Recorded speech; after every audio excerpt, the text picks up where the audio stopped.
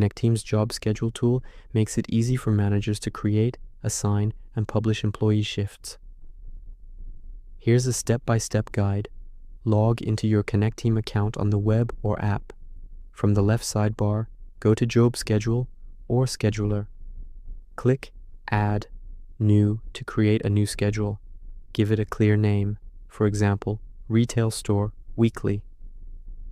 Assign relevant employees or teams to this schedule. Customize columns and fields, locations, roles, etc., adding shifts. Click the Add button, top right.